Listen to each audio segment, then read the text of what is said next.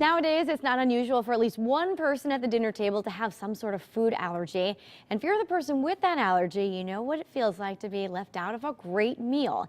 That's why our next guest, Chef Jenna Short, created a cookbook filled with simple recipes that cater to the most common food restrictions. She's the author of Cooking Allergy-Free, Simple Inspired Meals for Everyone. What a great idea, Jenna. I mean, because there are so many people that have allergies. We're hearing about it in the news and whatnot, but it's not just gluten-free, it's not just dairy. No, it's everything. And tell me why you came up with this idea, because you kind of had a personal experience. Yeah, I lived in Italy for a semester abroad, and I really ate my way through that country. I feel like you have to do that, though, right? You really do, and I gained about 60 pounds. I would go and I would do it again in a heartbeat. Yeah. I just ate cheese on the way to eating cheese. I just ate so much dairy. When I came back and tried to lose the weight, I found myself getting a dairy intolerance, and it got worse and worse and worse, and every reaction just became worse until it became an allergy. And then at that point, it was like, well, if I can't eat dessert, what good is life? What are you gonna do? What good is anything? And I decided, it's not just dairy, it's gluten, it's all these different dietary issues that people have, and everybody deserves good dessert and good food without feeling left out. That's true.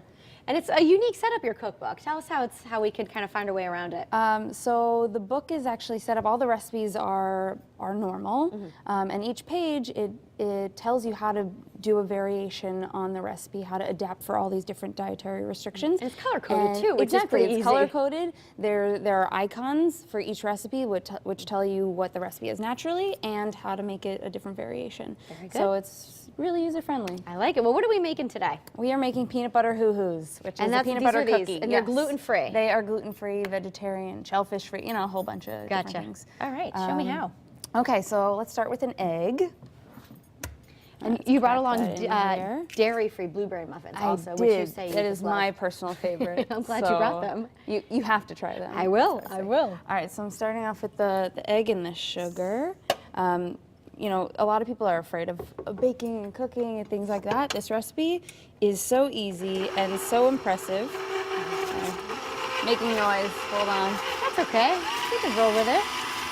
And really, chocolate and peanut butter, you can't go wrong with that. No, you can't. Okay. So we got the egg and the sugar mixed here together. So, as I said, a lot of people are afraid of cooking, but this recipe is super easy. It's one of everything. Okay. You've got 1 cup of peanut butter, 1 cup of sugar, 1 egg, 1 cup of chocolate chips, 1 teaspoon of salt, 1 teaspoon of baking powder, and 1 teaspoon of vanilla. Just one of everything. All right, can't go wrong. So let me get the peanut butter in there. Oh yeah. When did the book come out? It's fairly new, correct? Yeah, at the end of October. Official release date was November 11th, I believe. Let me grab these from you over here. Yeah, end of October. Pretty crazy. Is this your first cookbook? It is. You have another one in the works already? Yeah, I'm thinking about it. Are you? Thinking about it. And Jenna, do you have the oven preheated? Of course. All right, so that's mixed, and then we add the chocolate chips, and we're done. That's easy. And I noticed there's 1 bowl, which is great. Easy cleanup, we like that too. Well, that's what I always say to everybody. The biggest thing in the kitchen is the mess that you have to clean up afterwards, unless you have an amazing husband like mine who cleans up after me. It's a bonus. You have to clean up as you go. Even if I'm, doing a whole dinner party for a ton of people, every single thing, I take out the ingredient, I put it away, I wash the bowl so that by the end, and I sit down and eat dinner, you don't have to clean up after. There's no mess. Which is huge. Which is really huge. Okay, so our batter looks that's great. That's it. And that was super easy, right? Yeah, I could handle it. I think you could. All right, let's scrape off this And I was batter. noticing it's great that the cookies are exactly the same size. I have a hunch that the melon ball might have something to do with it. Yes, it But they does. cook evenly that way, right? Yeah, they do. And this is actually probably my favorite tool in the kitchen.